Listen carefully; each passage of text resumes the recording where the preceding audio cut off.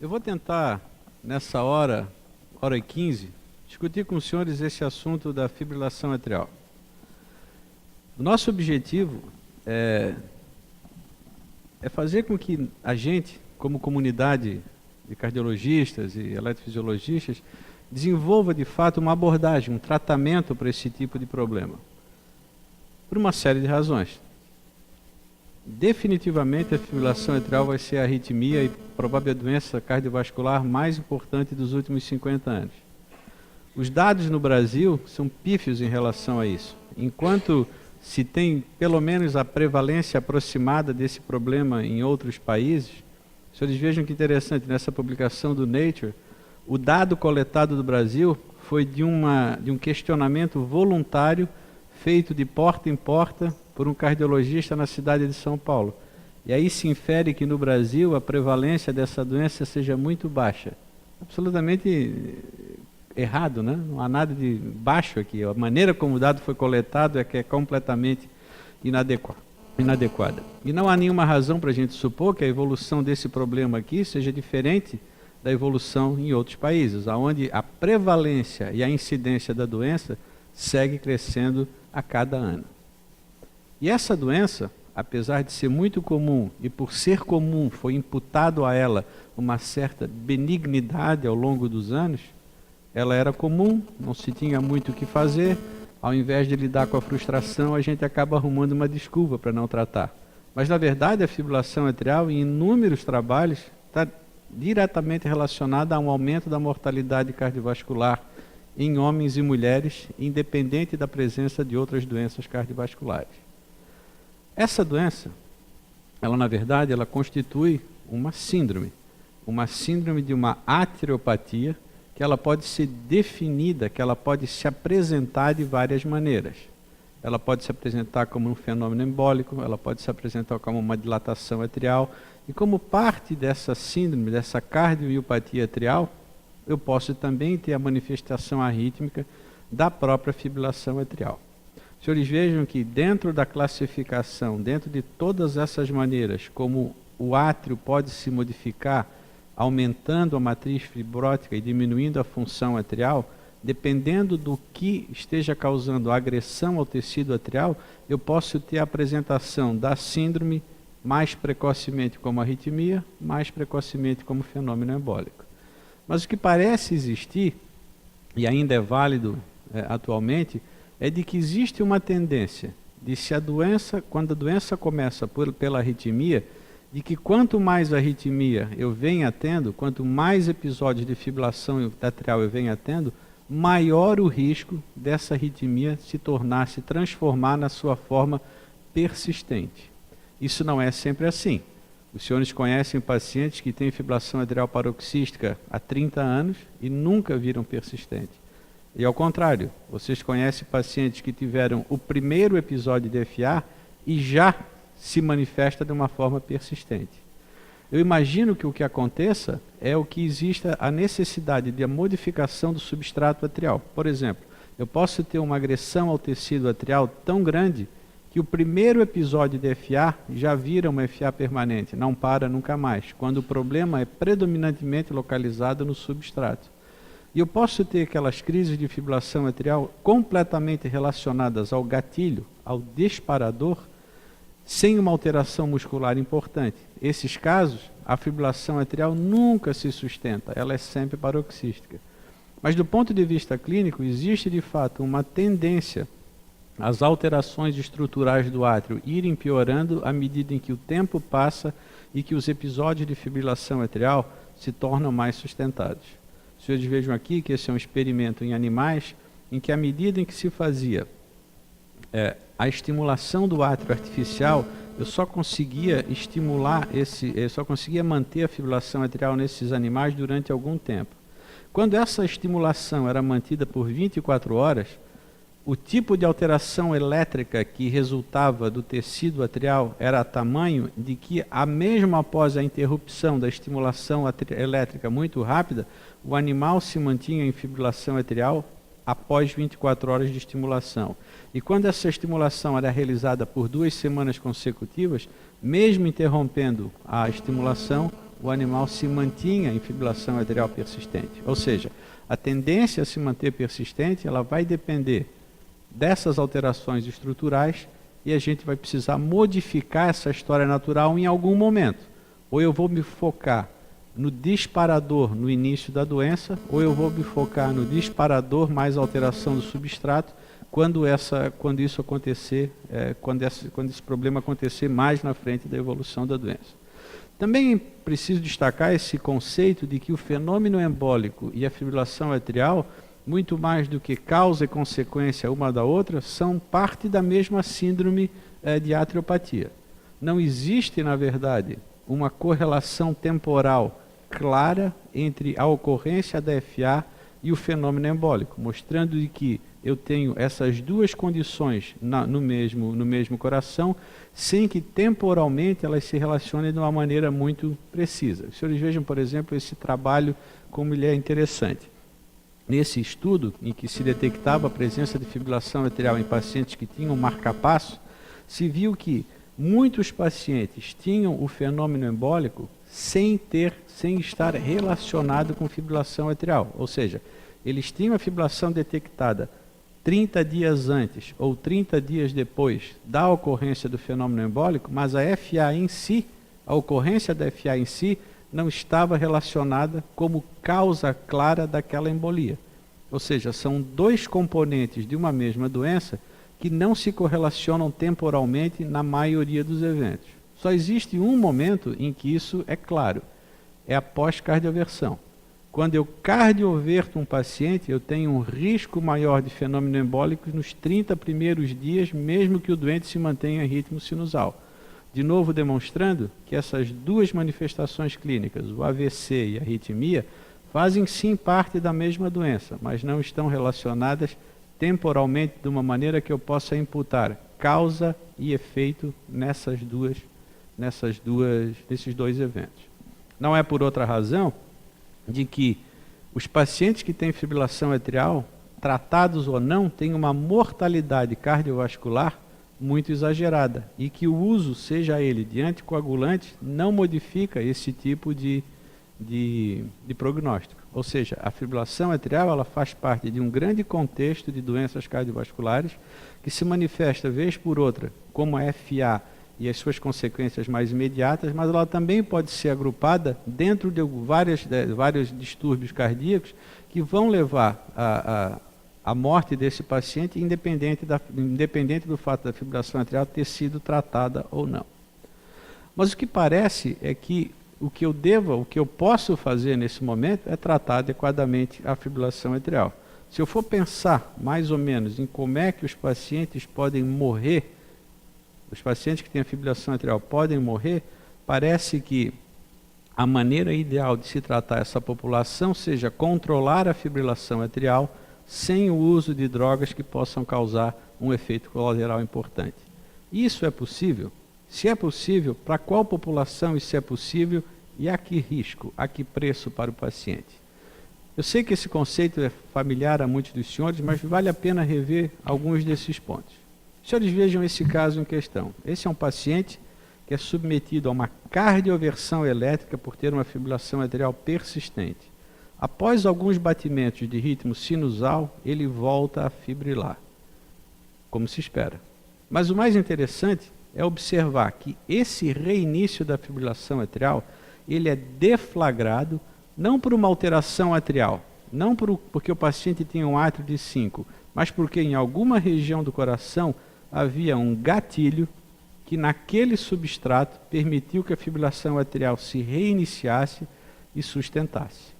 Então o foco inicial da minha abordagem deve ser eliminar esse gatilho.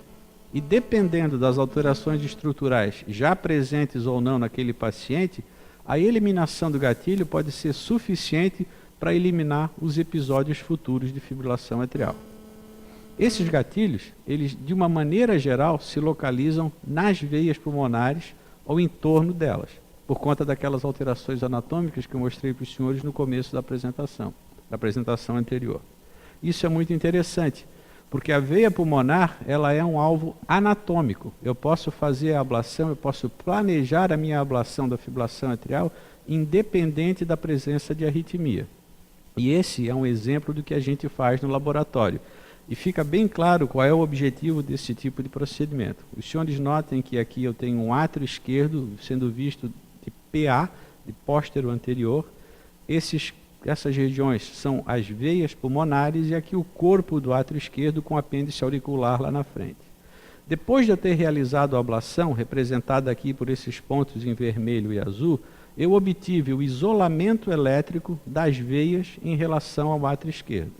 Quando eu coloco o meu catéter dentro da veia, eu percebo que a veia pulmonar, que ela continua a fibrilar. Os senhores notem nesse traçado aqui. Apesar da veia estar fibrilando, o átrio esquerdo se mantém em ritmo sinusal e quando eu volto meu catéter para a parede posterior do átrio esquerdo, eu vejo nitidamente que ele está em ritmo sinusal. Então, a veia fibrila, mas o átrio está em ritmo sinusal, porque eu consegui isolar eletricamente a veia do átrio esquerdo. Se nesse paciente, esse for o elemento mais importante da doença dele, e essas lesões forem permanentes, esse paciente, em tese, está curado da fibrilação atrial. Pode ser que ele venha a ter outras razões para recorrência.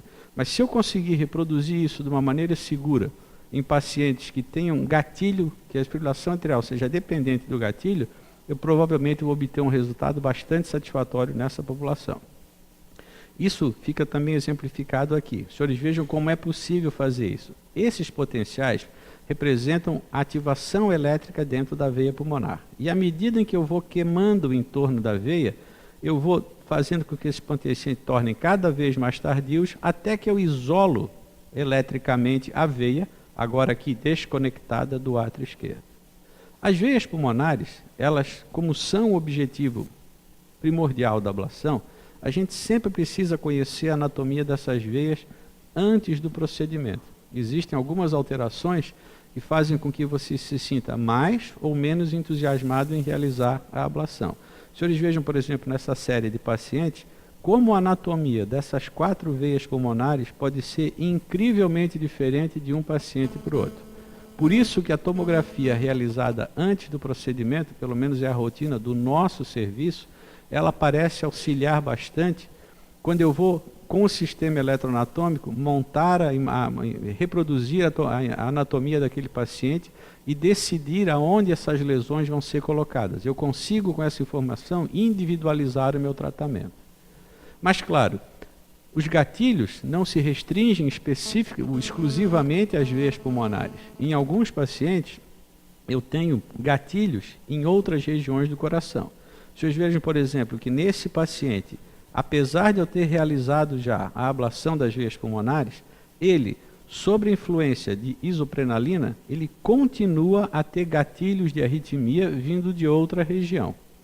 Para descobrir essa região, eu realizo o mesmo tipo de anatomia do átrio direito e do átrio esquerdo, e a cada início dessa arritmia, eu sou capaz de mapear o primeiro batimento, e depois de obter informação suficiente, eu consigo determinar que a origem desse batimento ectópico, na verdade, não vem mais das veias do pulmão. Ele vem, nesse caso, da parede lateral do átrio direito. E ao realizar a ablação dessa região, nesse ponto aqui, eu agora, mesmo dando uma dose muito alta de isoprenalina, eu já não consigo mais induzir fibrilação atrial. Ou seja, esse paciente especificamente, ele foi tratado com uma combinação de ablação dos focos da veia e dos focos extrapulmonares, no caso excitados aqui pela infusão de isoprenalina durante o procedimento.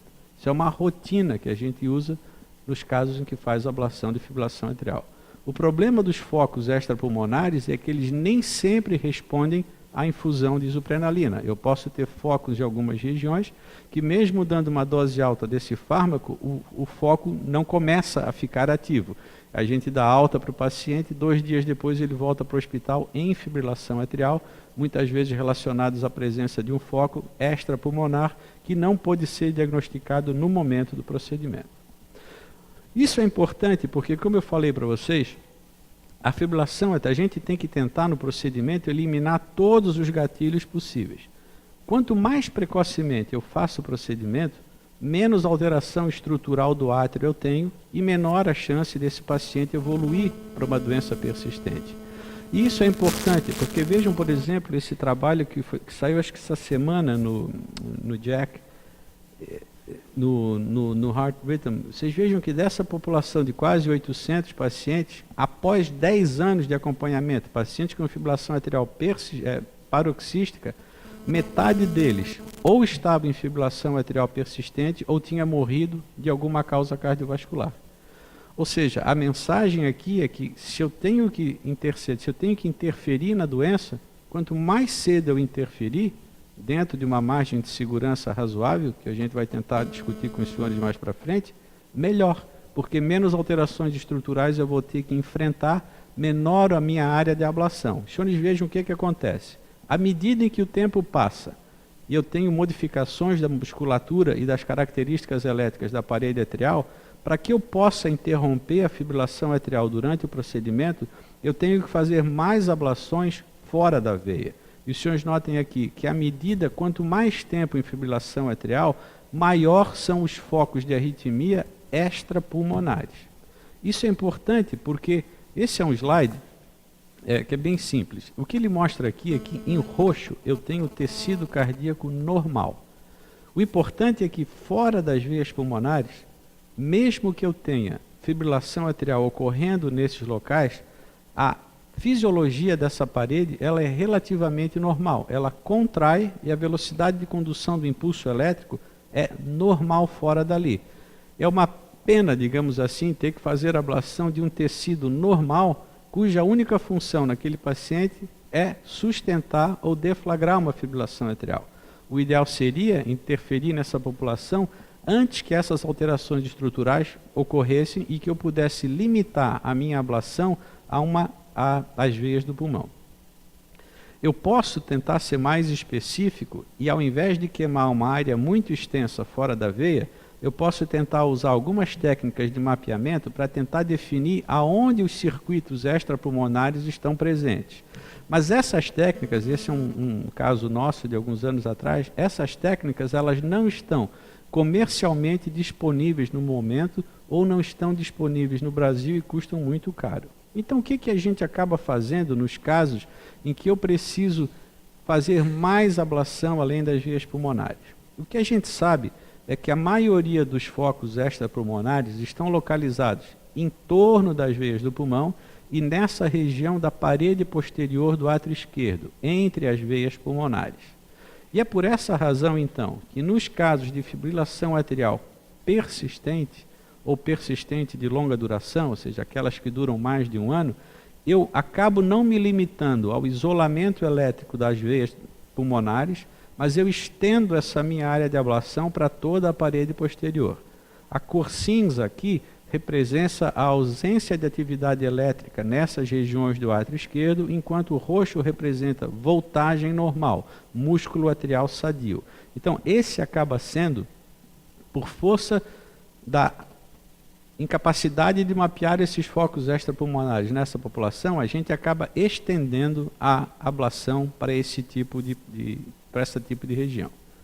Juntando isso tudo, as veias pulmonares, mais a possibilidade de se queimar a parede posterior e outros focos que são excitados fora dessas regiões, se tem um resultado muito mais favorável do que o resultado que se obtém geralmente com drogas antiarrítmicas. Esse é um estudo feito, publicado no JAMA, em que se compara o resultado da ablação por catéter com drogas antiarrítmicas em pacientes com fibrilação atrial paroxística. Não dá nem para comparar.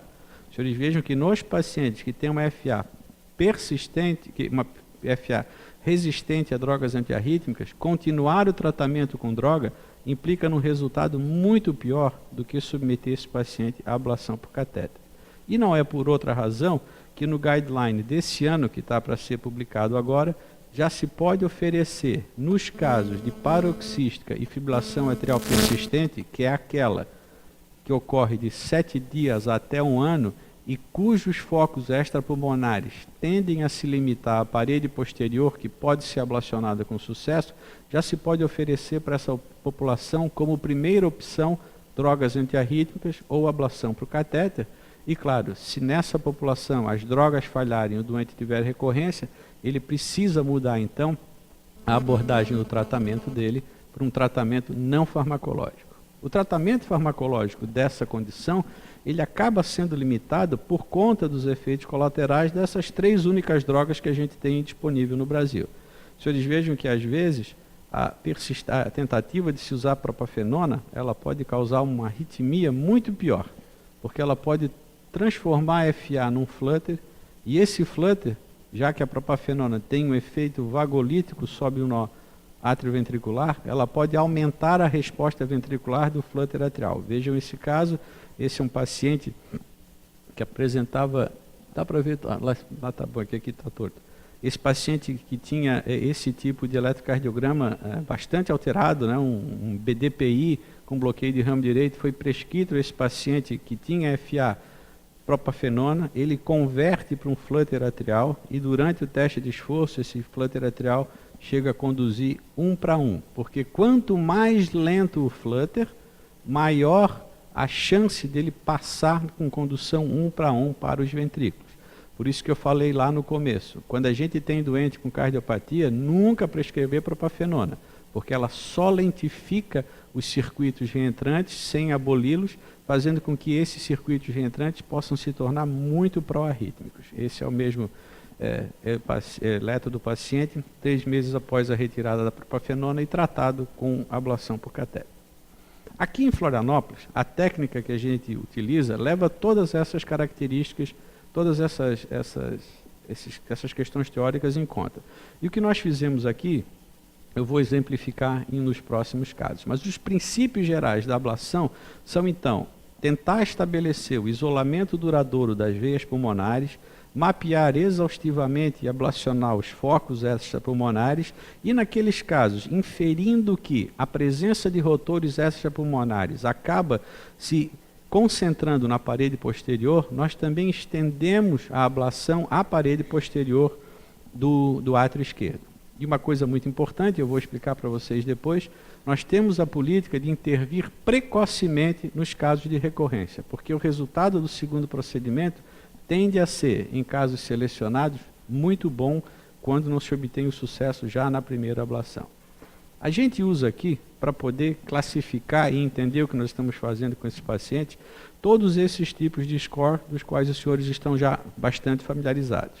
Para definir a presença de sintomas em fibrilação atrial, nós sempre usamos o score canadense e o score europeu, porque eles abordam coisas diferentes do paciente. Os senhores vejam que, por exemplo, aqui no score canadense, eu tenho o impacto do sintoma sobre a qualidade de vida, enquanto no score do europeu, o que eu tenho é a severidade desses sintomas. Não é a mesma coisa? Não. Eu posso ter um sintoma moderado que interfira brutalmente na qualidade de vida daquele paciente. Eu tenho fibrilação atrial, o paciente diz, de vez em quando, mas cada vez que eu tenho, eu quero me jogar da ponte. Pronto. O score de severidade do sintoma é diferente do impacto que aquele sintoma tem sobre a qualidade de vida. E, claro, as considerações do risco embólico e do risco de sangramento são fundamentais para que a gente conduza clinicamente esse paciente. Então, esse é uma apresentação convencional de um paciente no nosso laboratório. Um homem com as características anatômicas do átrio esquerdo, descrevendo aqui os scores de sintoma e de impacto desses sintomas na doença do paciente, sempre levando em consideração como é a função renal do paciente e o tipo de drogas que ele vem utilizando. Levando isso em conta, é que a gente oferece o tipo de tratamento que a gente já fez em quase 600 casos aqui em Florianópolis. Dentro desses casos, nós selecionamos alguns que eu acho que tem uma função didática para a gente e para todo mundo bastante interessante. Vocês vejam, por exemplo, essa moça. Ela é uma semimaratonista que se apresentava com angina no meio da maratona e tinha que parar. Ela tinha uma angina, a manifestação principal dela era angina pectoris, apesar de ter um coração anatomicamente normal. Ela tem um Shed Wasp baixo, tem um rim e corações normais, mas como eu falei para os senhores, ela tem um sintoma importante e tem uma limitação enorme imposta pela presença desses sintomas. Claro, como o sintoma se relaciona ao esforço, é feito um teste de esforço. E essa paciente apresenta essa fibrilação atrial desse tipo durante o teste de esforço. Ela é tão rápida que parece até irregular. Os senhores vejam aqui que, num determinado momento, a frequência ventricular em fibrilação atrial durante o esforço chega a exceder 200 batimentos por minuto.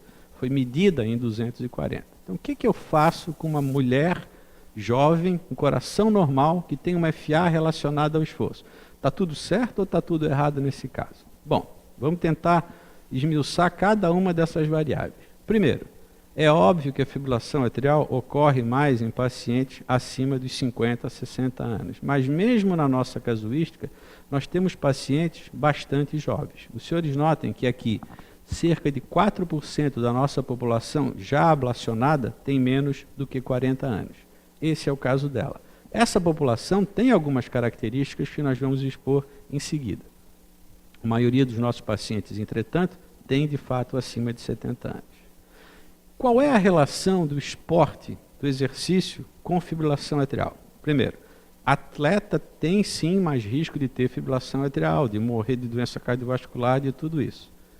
Porque existe uma correlação que já é medida entre a atividade física e a diminuição do risco vascular, entre a melhor resposta à ablação e o risco de ter fibrilação atrial. Isso é verdade. Quando se analisa isso em estudos prospectivos, se você compara o nível de atividade física, ou nenhuma atividade física, com um nível moderado de atividade física, isso é benéfico para o paciente. Mas também é conhecido a curva em J do exercício físico. Ou seja, existe um nível de exercício a partir do qual as adaptações do coração do atleta aumentam o risco de se ter fibrilação atrial. Então, se isso é verdade, será que eu posso simplesmente parar o exercício físico nessa paciente? Ou será que esse exercício físico dela deflagra uma situação que possa ser corrigida e ela continue a se exercitar? Isso é importante. Segundo ponto, existe uma noção de que a mulher tem um resultado pior das intervenções cardiovasculares. Isso não se mostrou verdadeiro nos casos de fibrilação atrial. Apesar dessa moça ser uma jovem mulher, o resultado em que se espera dela é exatamente aquele que se esperaria num jovem atleta. Mas o mais interessante desse caso é o que eu falei para os senhores. A tomografia do coração dessa paciente mostra uma anatomia muito incomum. Ela tem um tronco comum inferior, ou seja, ela tem uma fusão das veias pulmonares inferiores num tronco inferior comum, que na verdade passam a constituir toda a parede posterior do átrio esquerdo dessa paciente. Isso é uma coisa, eu vi 4 casos desses na minha vida, e esse é um caso muito interessante. Ou seja, ela além de ter a FA deflagrada pelo exercício, ela tem uma anatomia que é passível de ser ablacionada. Talvez se ela tivesse uma anatomia completamente normal, a gente fosse menos entusiasta da ablação, mas com esse tipo de anatomia, ela tem uma alteração muscular nas veias tão significativa que é passível de se fazer a ablação. A gente sabe que isso é uma coisa muito importante. Os pacientes que têm tronco comum, e o tronco comum esquerdo é o mais comum deles, mais comum, é o tronco esquerdo, quando as duas veias pulmonares esquerdas se fundem num tronco comum. Quando eu tenho esse tipo de anatomia, o resultado da minha ablação é excepcional. Os senhores vejam que quando comparado a pacientes que têm uma anatomia normal, que tem uma recorrência esperada após o primeiro procedimento de 24%, 25%, os pacientes que têm o tronco comum têm uma recorrência de menos de 10% ao longo de 2 anos. Ou seja, quando eu me deparo com um doente com esse tipo de anatomia, eu me entusiasmo bastante em fazer a ablação.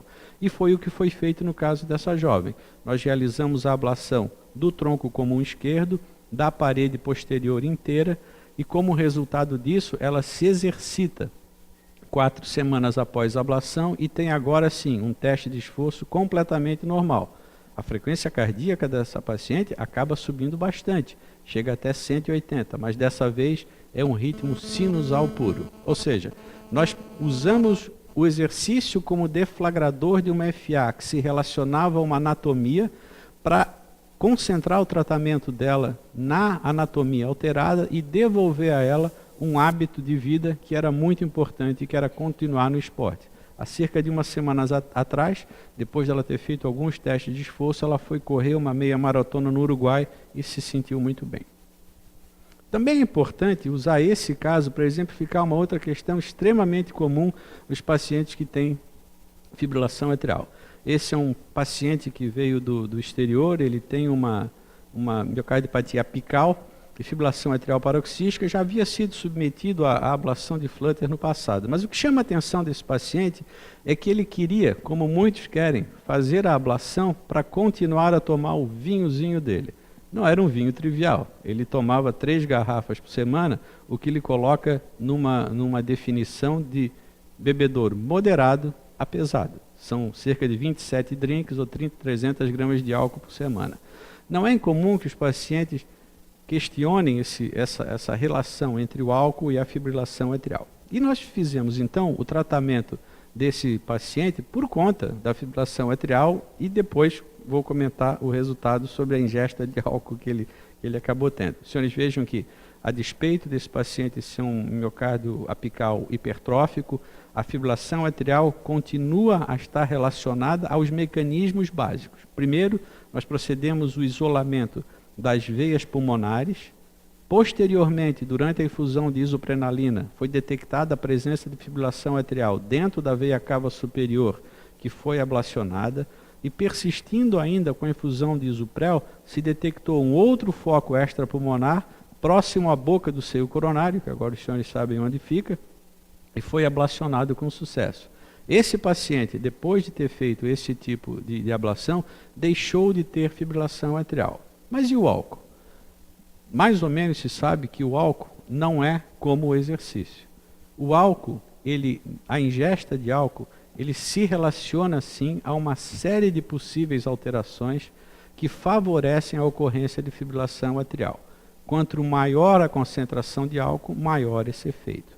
O álcool tem, dentro dos efeitos celulares, todos aqueles que são necessários tanto para deflagrar como promover alterações da musculatura atrial que favorecem a persistência da fibrilação atrial.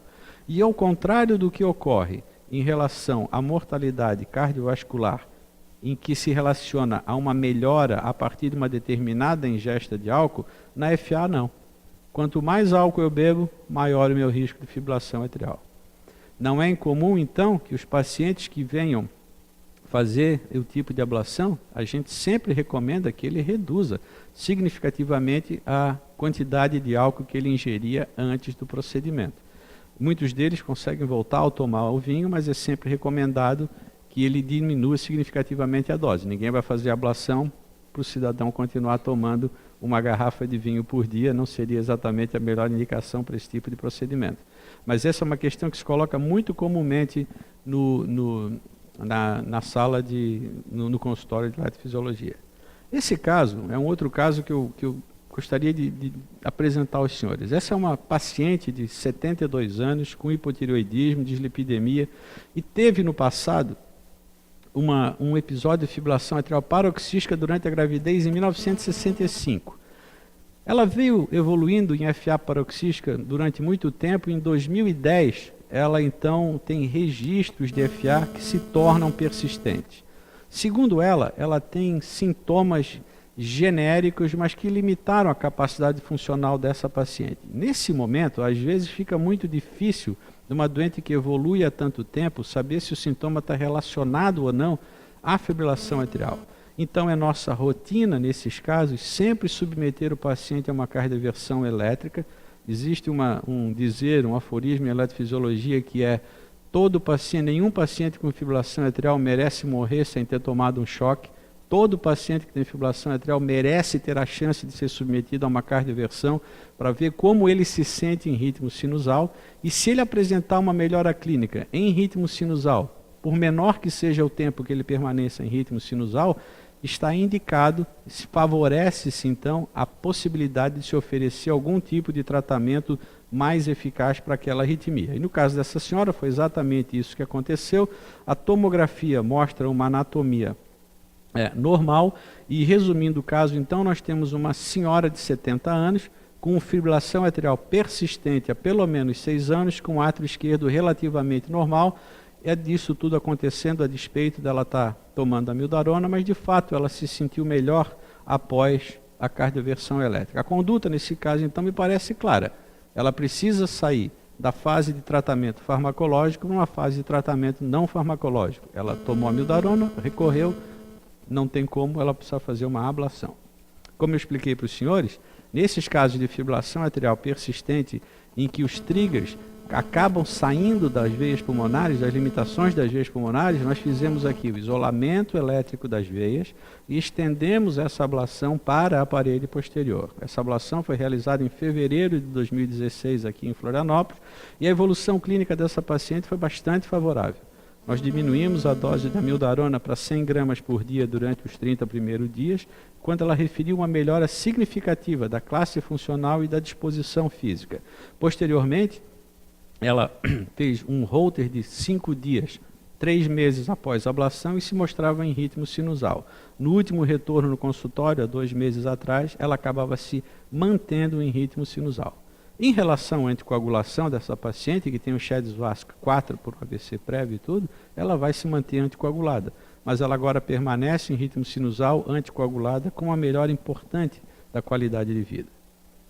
Uma questão que é importante a gente tentar destacar e compreender, que isso é muito frustrante às vezes para o eletrofisiologista, para o clínico e para o paciente, é tentar entender por que ocorre a recorrência e o que fazer quando ocorre a recorrência após a ablação. A ideia é muito simples. Como os senhores sabem, quando eu faço a ablação em torno das veias pulmonares, eu consigo agudamente realizar o isolamento elétrico dessas veias em relação ao átrio esquerdo. Posteriormente, se eu conseguir mapear um foco fora das veias pulmonares, eu consigo queimar esse tipo de foco também. Mas ao longo do tempo, essa linha que foi colocada para isolar a veia pulmonar, ela pode se reconectar. Algumas dessas ablações podem não ter um efeito duradouro desejável.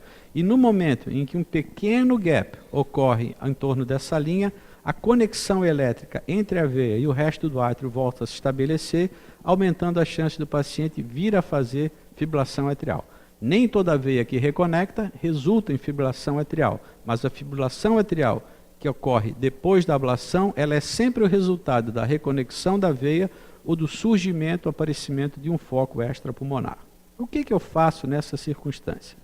Isso já foi avaliado de várias maneiras, como por exemplo nesse estudo, que comparou o manejo clínico com a reintervenção nessa população que teve recorrência após a ablação. E os senhores vejam então que quando eu procedo, quando eu insisto no tratamento antiarrítmico depois da ablação, porque esse troço não funciona mesmo, o resultado é muito pior do que reenviar esse paciente para um segundo procedimento.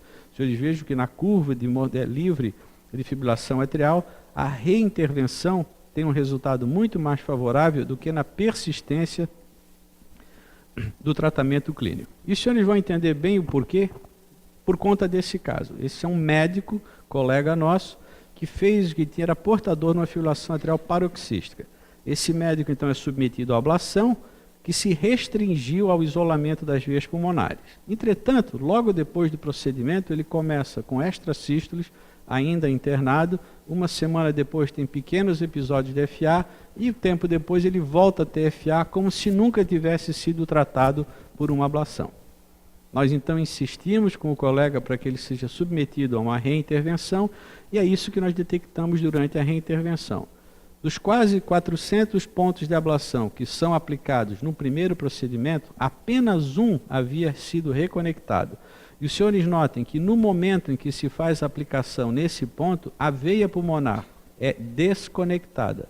Esse procedimento já foi realizado há cerca de 2 anos, dias atrás encontrei com ele, e ele está muito bem. Ou seja, o resultado da reintervenção para refazer a linha que se reconectou é muito satisfatória. E nós medimos isso num trabalho recente que o Gabriel apresentou no Congresso Catarinense. Nos nossos primeiros 450, nós temos 455 pacientes, nós fizemos análise de 320 e tantos. Os senhores vejam que, como eu lhes disse, a recorrência do primeiro procedimento é de geralmente 25%, e desses pacientes, 68 foram submetidos a uma reablação. Notem que a grande maioria desses pacientes tinha, de fato, uma veia pulmonar reconectada. A partir desse segundo procedimento, esse é o tipo de curva que a gente espera. Ou seja, na nossa população inicial, paciente submetido ao primeiro procedimento tem uma evolução favorável em cerca de 80% dos casos, mas esses pacientes submetidos a 2 procedimentos, a chance de ele ficar livre de fibrilação atrial, pelo menos no segmento de até 4 anos, é de quase 90%. É de 90%. Então a gente acaba sempre sugerindo a intervenção precoce nesse tipo de paciente. Mas em relação a esse tipo de abordagem, na prevenção de fenômenos embólicos, eu consigo utilizar a ablação ao tratar FA para reduzir fenômeno embólico? Essa resposta é complicada. Vamos tentar entender o que aconteceu nesse caso e o que está disponível na literatura. Essa é uma paciente do Andrei, é uma paciente jovem, com Chebyshev 0, que estava em lua de mel, na França, quando teve, em 2010, o primeiro AVC. Teve um AIT. Subsequentemente, ela volta a Blumenau, ela começa a fazer uma investigação médica e tem, então, o segundo AIT cerca de 6 meses depois, 7 meses depois. Durante a investigação médica desse segundo AIT, ela então é diagnosticada com fibrilação atrial persistente, com fibrilação atrial paroxística no eletrocardiograma, se inicia a amiodarona, para a qual ela é refratária, mais a anticoagulação e é indicada então uma ablação. Esse é o primeiro procedimento de ablação da paciente. Os senhores já sabem o que isso significa. Aqui eu mostro o isolamento das veias pulmonares.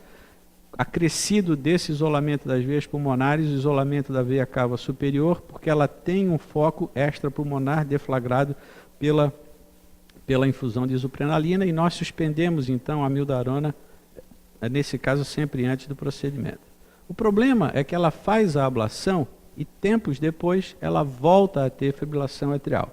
Esse é um eletrocardiograma do dia da ablação. Obviamente ela está em fibrilação atrial, em flutter atrial, e ela entra e sai de fibrilação o tempo todo. Os senhores vejam que já no pós-operatório imediato ela tem um flutter atrial atípico e apresenta este tipo de evolução nos exames subsequentes. Ela é então prescrito a amiodarona enquanto se aguarda o tempo suficiente para a cicatrização do primeiro procedimento, para que ela possa então ser submetida com segurança a uma nova ablação.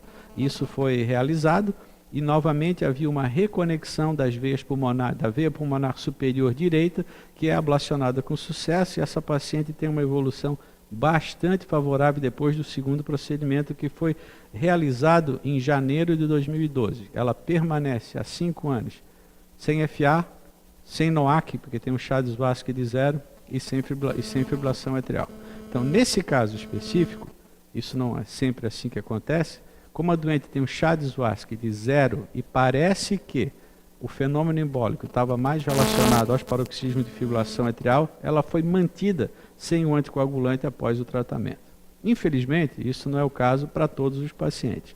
Os senhores vejam, por exemplo, nesse trabalho que a gente fez com o Norberto Cabral de Joinville, o número de pacientes que continuam a ter AVC, sendo portadores de fibrilação atrial, é imenso.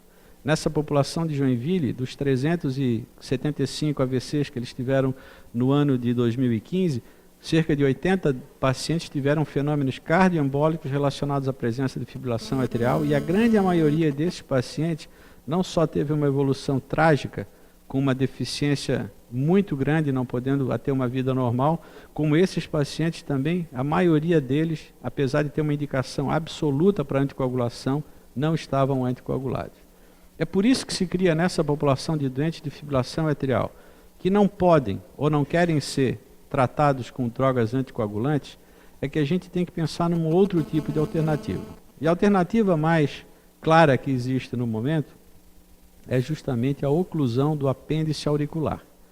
O apêndice auricular é a fonte frequente de fenômeno de formação de coágulos que, ao embolizarem, produzem eventualmente os AVCs. Existe uma série enorme de dispositivos para a oclusão do apêndice auricular, inclusive no intervalo, se os senhores quiserem olhar, uma das empresas que comercializa esse tipo de dispositivo no Brasil tem um stand aqui fora para a gente poder ver exatamente como é que é o dispositivo.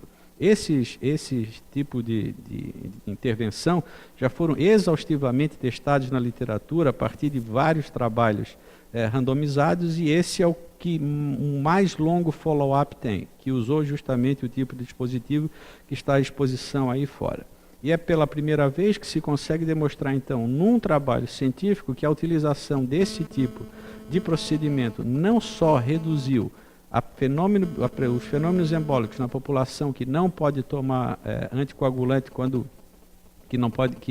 nessa população em comparação à varfarina, mas que a utilização desse tipo de intervenção, pelo menos relacionada à varfarina, melhorou a mortalidade por reduzir significativamente o AVC hemorrágico.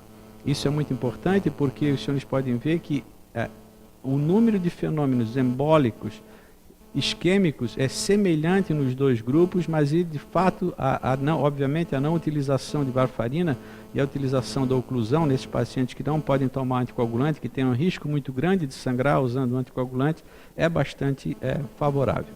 E os senhores vejam aqui então que houve nesse grupo de pacientes uma melhora da mortalidade, uma melhora da sobrevida com uma diminuição da mortalidade cardiovascular.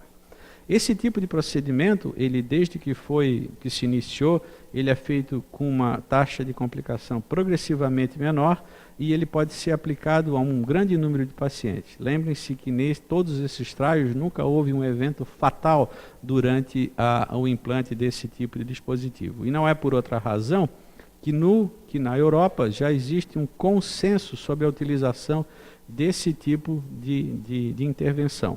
Os pacientes que por qualquer razão não sejam candidatos a utilizar o anticoagulante devem ter a auriculeta ocluída. E esse procedimento aqui no Brasil já vem sendo utilizado há alguns anos. Esse é o Registro Brasileiro de Oclusão da Auriculeta, com pacientes muito semelhantes aos doentes que a gente vê todos os dias no consultório, com Shed Vasco relativamente alto e alguns deles, a maioria deles com algum tipo de contraindicação para o uso dos anticoagulantes, sendo que o sangramento excessivo na vigência de anticoagulantes foi o mais comum deles. O tipo de complicação que se vê nesse tipo de paciente aqui no Brasil foi muito semelhante aos descritos na literatura e nós temos a nossa própria experiência aqui em Florianópolis. Esse é um caso do Dr. Elcio, um caso dramático, um paciente em fibrilação atrial persistente cuja condição clínica enfraquecia ou desfavorecia a indicação de ablação e esse paciente não podia tomar nenhum tipo de anticoagulante a despeito de ter um Shed-Vasc elevado de 6. Ele sangrava todas as vezes que tomava o anticoagulante e ele acabou tomando, no ano anterior ao implante desse dispositivo, 25 bolsas de sangue durante um ano. O procedimento foi realizado então. Os senhores vejam aqui, nesse primeiro momento, se faz uma angiografia do apêndice auricular, se definindo o tipo e o tamanho de prótese a ser implantado. E por último, então, esse é o aspecto que eu gostaria de ter mostrado nesses dois vídeos. Uau, fantástico. A prótese acaba sendo implantada naquela região com uma exclusão do apêndice auricular. Esse tipo de procedimento, ele é feito em cerca de 1h30 e nós já temos alguns casos no hospital. Esse é o segundo caso. Pode mostrar o slide? Esse é o segundo caso, um caso bastante interessante, em que a paciente foi sim submetida, ela tinha uma fibrilação atrial, foi submetida a uma ablação, mas ela tinha um risco embólico muito grande e nós optamos então pela oclusão da auriculeta desse paciente. Vocês vejam aqui então o device está sendo implantado. Esse é o primeiro sistema que ancora o dispositivo na auriculeta esquerda e o disco proximal dele vem sendo gradativamente liberado e o resultado final, os senhores vão ver. O segundo, ele se abre ocluindo completamente a entrada do apêndice auricular, excluindo o apêndice auricular como fonte embulogênica nessa população. Esse paciente também era portador de um forame oval patente que foi ocluído também no mesmo procedimento. Por último, só gostaria de discutir com os senhores um assunto que é muito interessante do ponto de vista clínico, que é a correlação entre o flutter, a fibrilação atrial e o fenômeno embólico. Isso acaba suscitando muitas dúvidas. Qual é, afinal de contas, a relação entre o flutter atrial e a fibrilação atrial? Bom, são duas arritmias que ocorrem muito frequentemente associadas. Se diz que o flutter é sempre deflagrado por uma pequena rajada de fibrilação atrial, e isso parece ser verdade. Os senhores vejam, por exemplo, esse caso, o caso desse paciente que se apresenta no nosso grupo com flutter atrial. Nunca teve o registro de fibrilação atrial. E a gente vê todos os eletros dele durante muito tempo, nunca teve o registro desse tipo de coisa. Mas a anatomia do coração sugere a presença de um tronco esquerdo comum, que, como os senhores já sabem, aumenta demasiadamente o risco dele ter fibrilação atrial. Esse paciente, então, a gente faz o mapa do flutter atrial. Eu tenho um flutter atrial típico correndo nessa região. Esse flutter atrial, então, é ablacionado pela colocação daquela linha de ablação no istmo cavo tricuspídeo, como eu mostrei para os senhores anteriormente, mas apesar de ele ter tido uma evolução favorável em relação a essa ablação, vocês vejam aqui que a frente de onda agora não consegue ultrapassar a linha, ela vem até aqui, para, e o resto do átrio é ativado pelo outro lado. O que acontece? 5 dias após a ablação com sucesso do flutter, o paciente volta ao hospital com fibrilação atrial documentada. Ou seja, ele sempre teve fibrilação atrial, mas a manifestação eletrocardiográfica do flutter predominava porque, uma vez em flutter, ele nunca mais entrava em fibrilação atrial. Existe um score clínico que faz com que nós possamos predizer se esses pacientes vão ter mais flutter ou mais fibrilação atrial. E o que acontece aqui é que todas as vezes que eu tenho um doente com flutter, eu tenho que pensar se a melhor conduta é uma simples cardioversão e aguardar o registro da fibrilação atrial para que, quando submetido à ablação, faça os dois procedimentos ao mesmo tempo, ou se eu devo fazer só a ablação do flutter. No caso desse senhor, isso tudo foi explicado a ele, nós optamos pela ablação do flutter, mas ele recorreu ao DFA e será, claro, submetido a uma ablação DFA no futuro próximo. Mas é muito importante que o doente e o clínico entendam que essas arritmias, elas estão sempre caminhando juntos, e quanto mais, por exemplo, alterações clínicas, como a idade elevada, presença de hipertensão, DPOC, AVC, prévio ICC, esses índices clínicos, eles aumentam demais a chance do paciente ter fibrilação atrial após a ablação do flutter. O que é, afinal de contas, esse flutter que a gente tanto fala? O flutter atrial é uma doença, a mais comum que existe, é aquela que predomina no átrio direito. E dentro do átrio direito, ele ocorre numa região muito específica e, tal como a fibrilação atrial, definida anatomicamente. E eu posso fazer a ablação do flutter mesmo na ausência do flutter.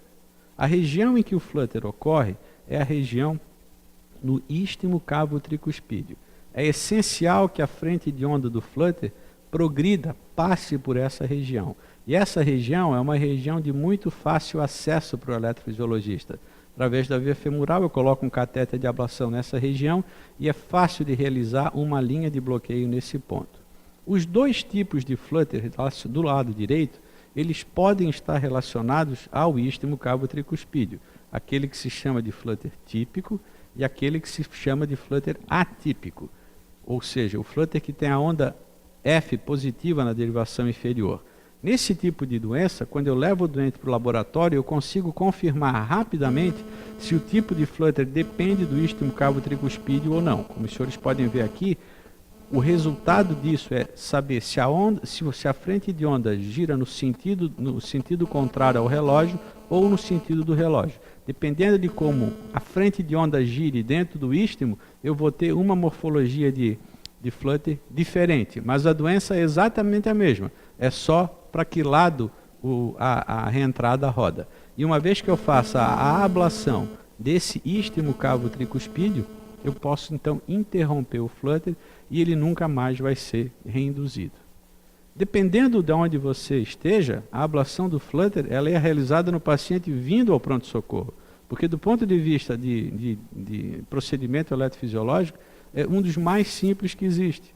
Então, por exemplo, na Espanha, se o paciente chega em flutter no pronto-socorro, ele não é cardiovertido ou nada. Se faz a investigação da presença de trombo, ele sobe para o laboratório de eletrofisiologia, se faz a ablação e esse paciente, desse procedimento, ele está livre. Claro, o risco aqui é saber se ele vai recorrer da fibrilação atrial ou não. Os senhores vejam que nos Estados Unidos, numa análise de 90 mil procedimentos de ablação do flutter, o resultado é bastante favorável. A questão que se coloca sempre, e a gente não tem como definir isso no momento, por isso que a gente perde bastante tempo explicando isso para o paciente, é saber se eu devo ou não já realizar a ablação profilática da fibrilação atrial no momento da ablação do flutter. Não é a nossa conduta. Nós insistimos, às vezes, em observar o paciente alguns meses para saber se ele tem o registro de fibrilação atrial, mas caso ele não tenha o registro de fibrilação atrial, nós fizemos a ablação exclusiva do flutter.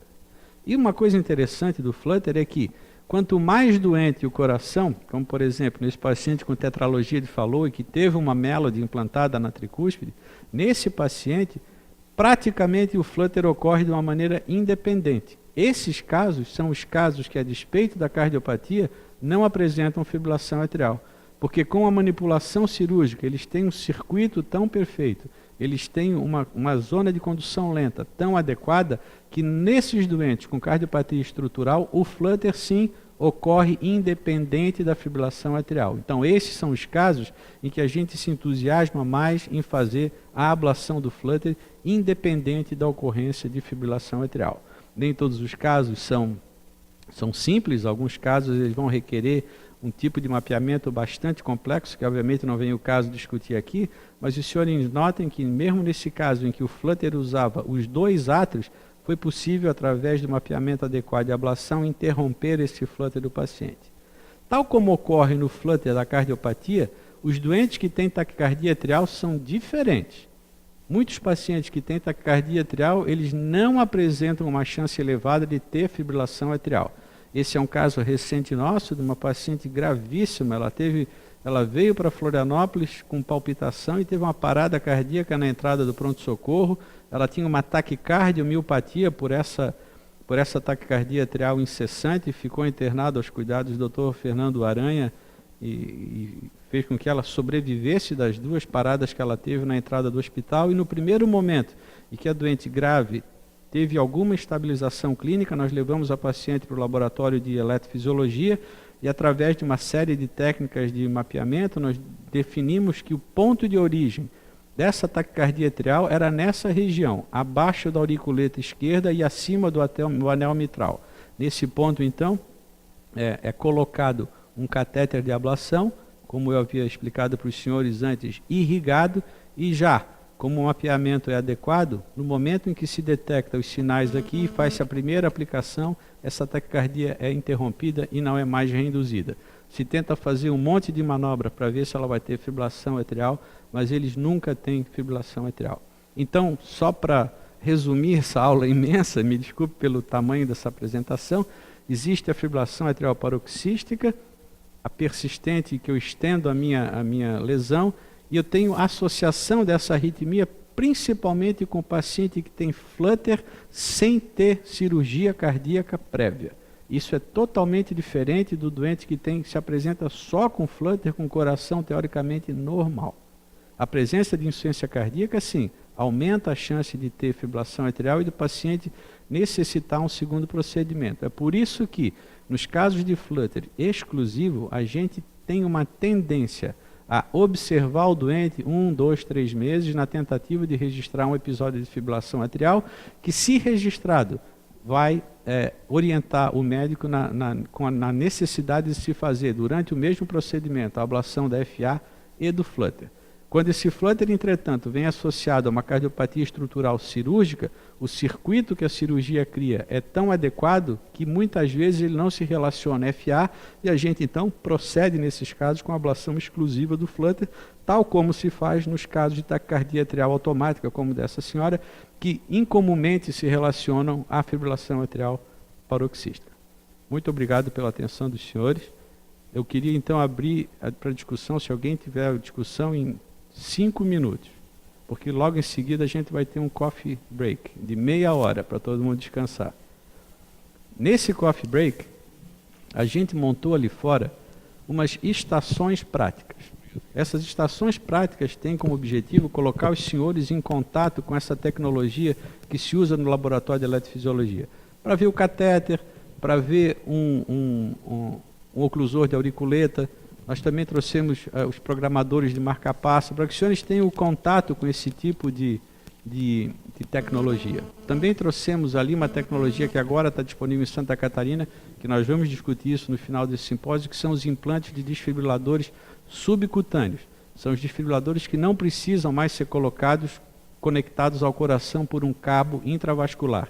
Eles têm indicações próprias, mas é um avanço muito importante e está à disposição de vocês ali fora. Alguém tem alguma pergunta? Nós temos aí 5 minutos para perguntas. Marcelo. Bom dia, parabéns.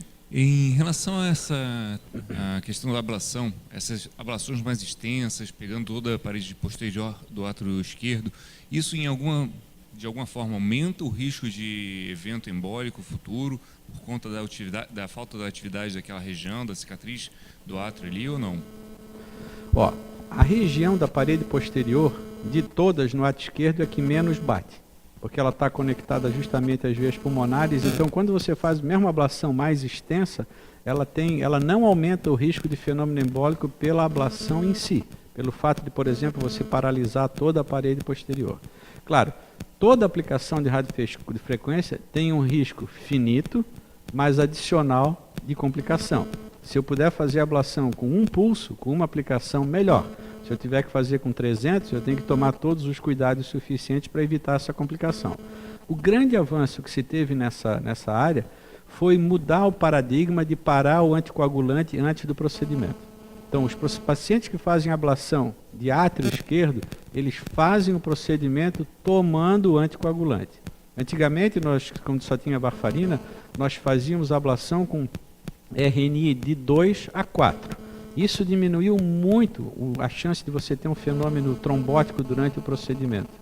E hoje em dia, com os NOACs, com os DOACs, né, não sei como é que o pessoal está chamando agora, os pacientes eles não param. O paciente que toma um desses medicamentos 2 vezes por dia, ele toma pela manhã, faz ablação, e os que tomam 1 vez por dia tomam o remédio no dia anterior e começa-se a prescrição do remédio 4 horas após a retirada dos catéteres. Essa mudança de paradigma resolveu o problema dos fenômenos trombóticos durante o procedimento. Além disso, eles ainda recebem heparina durante a ablação e para se manter um TCA sempre acima de 350. Então isso transformou num problema bastante menor, apesar de o risco, como você falou, aumentar à medida em que você expande a tua área da ablação. Oi. Bom dia. Primeiramente, parabéns. Eu vejo, pelo menos nos meus pacientes, o grande incômodo da FA é a necessidade mesmo do uso do anticoagulante. Lógico, o sintoma é importante também, mas o que eles reclamam muito é o uso do anticoagulante. No caso, fazendo a ablação, se o paciente tem um Chades-Vasque elevado, eu sou obrigada a manter ainda a anticoagulação, certo? Então, eu queria que o senhor definisse um pouquinho assim, as classes de indicação, dos pacientes. Quem que eu vou mandar para a ablação? Tirando o sintoma, lógico, que vai melhorar o sintoma, já que eu não tenho a segurança de deixar esse paciente sem o NOACs ou a varfarina. Tá. A grande indicação da ablação são 2. A presença de sintomas e a presença de taquicardiomiopatia, ou seja, aqueles pacientes que têm fibrilação atrial persistente com a frequência cardíaca sempre alta e que dilatam o coração. Esses 2 são as principais razões para você indicar. A retirada do anticoagulante ainda não faz parte do rol de indicação da ablação. Eu não posso, por exemplo, não seria legítimo eu indicar uma ablação num doente assintomático, se verdadeiramente assintomático ele for, só para parar o anticoagulante. Por isso que quando o doente se diz assintomático, a gente faz a cardioversão elétrica, vê como é que ele se sente. Se ele volta no consultório e diz assim, olha, não sinto diferença nenhuma, e alguns têm isso, eu não sinto diferença nenhuma, nem sei se eu estou em FA ou em ritmo sinusal, e esse paciente tem um Chades-Vasque elevado que não vai me permitir retirar o anticoagulante depois da ablação, em tese eu não tenho uma razão para fazer a ablação. O que a gente faz com o anticoagulante após a ablação está baseado em algumas coisas. Primeiro, quem teve AVC, como aquela moça que eu expliquei, ela não quer mais tomar o anticoagulante. é uma tendência nossa a manter o anticoagulante se o paciente teve um AVC independente do Chades-Vasque. Mas quando o Chades-Vasque é igual ou inferior a 3, a gente tem um trabalho que eu não mostrei aqui, mostrando que nos pacientes que tiveram uma ablação com sucesso, eles podem sim, com segurança, ter o anticoagulante suspenso. Existe uma questão que a gente sempre tem que levar em conta, que é a idade do paciente. Se você tem um paciente que tem uma história de fibrilação atrial com 78 anos, talvez ele vai ficar anticoagulado para sempre. Porque de todos os fatores de risco, a idade é o que mais impacto tem dentro do Chades-Vasque. Então, eu te digo assim, se é um paciente jovem, jovem o que é? Abaixo de 65, sem AVC prévio, com Chades-Vasque igual ou inferior a 2, eu faço a ablação e retiro o anticoagulante desse paciente. Todos os pacientes muito idosos que tiveram AVC prévio ou que têm o Chades-Vasque acima de 3, a tendência é mantê-los anticoagulados. Se eles tiverem contraindicação para anticoagulação, que é mandatória ser mantida por 3 meses, a gente oferece então para esses pacientes a oclusão da auriculeta como uma alternativa aos anticoagulantes. Também é importante destacar aqui que quem não pode tomar anticoagulante não pode fazer ablação de FA. Ele precisa ficar 90 dias anticoagulado. Então, se o paciente tem uma contraindicação absoluta ao anticoagulante, ele vai direto para a oclusão de auriculeta.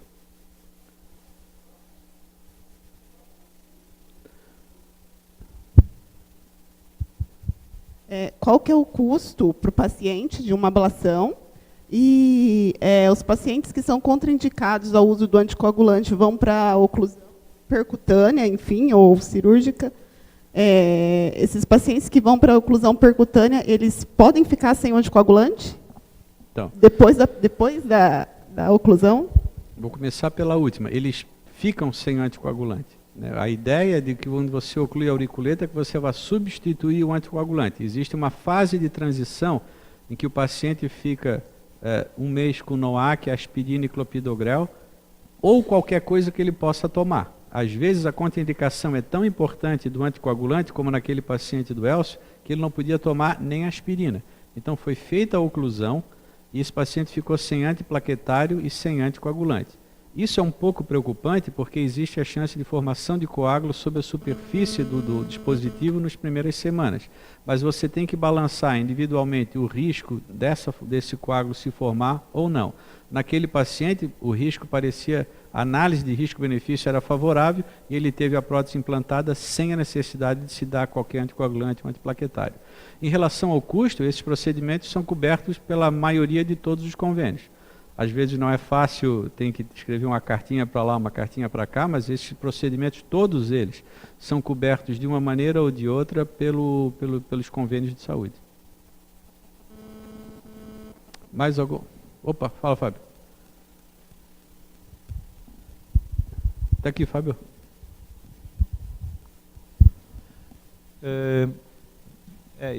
Tu já respondeu a pergunta naquela paciente do AVC. Na verdade, como ela já teve um AVC, o Chades de 0 já passaria para 2. Então mas tu acabou já respondendo ela.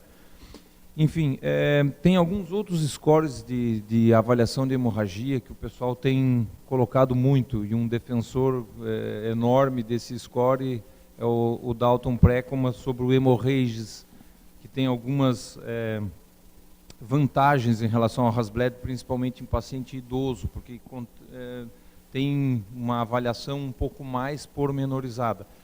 Tu tens alguma coisa que tu podes dizer a respeito dessa situação? E o tempo para, depois que o paciente faz uma ablação, o tempo para liberação de atividade física, quanto tempo eu posso liberar ele para fazer uma atividade de alto rendimento?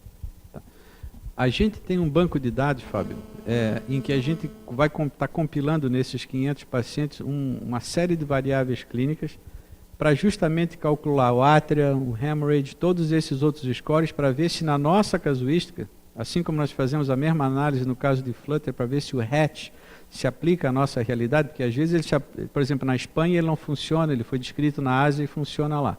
Eu não sei qual desses scores funciona melhor para a nossa população. Eu espero que quando a gente chegar aos 1000 doentes, mais ou menos, já que o número de eventos de sangramento é muito baixo, que a gente tenha condição de eventualmente discernir e responder essa tua pergunta. Nós estamos com 460 e tantos, em que eu quero saber se o melhor preditor de qualquer coisa é o átria, o hemorrhage ou o Hirschsprung. Esses scores estão caindo em desuso porque eles acabam tendo variáveis que são passíveis de correção. É muito difícil usar esses scores para prognosticar o que vai acontecer no futuro, mas a gente está tentando descobrir, não tenho a resposta para ti ainda. Em relação à atividade física, depende. O problema da atividade física depois da ablação é a perna do doente, não tem nada a ver com a ablação e o coração. Ele faz 4 punções, 2 à esquerda, 2 à direita, com catéteres de 11 a 7 French, e a gente pede para ele ficar pelo menos uma semana sem subir e descer escada, sem dirigir, sem pegar peso. Depois dessa semana, ele vai gradativamente começando a atividade física dele, como caminhar, um pilates, academia, progressivamente, à medida em que ele não sente que fez hemorragia, que fez hematoma e nada disso. Mas a volta ao trabalho, por exemplo, é depois de uma semana. A gente sempre dispensa o doente durante uma semana. Não obstante do fato de eles receberem alta, a maioria deles no dia seguinte, porque o paciente acaba se sentindo bem, ele acorda no outro dia, toma banho e quer ir embora. Então a gente dá uma alta precoce e pede em casa que ele fique em repouso relativo, né, só para não pegar peso e subir escada o dia inteiro, e uma semana depois está liberado para fazer o que ele quiser numa ascensão progressiva. Primeiro caminha, depois pedala, depois academia, um pilates no meio.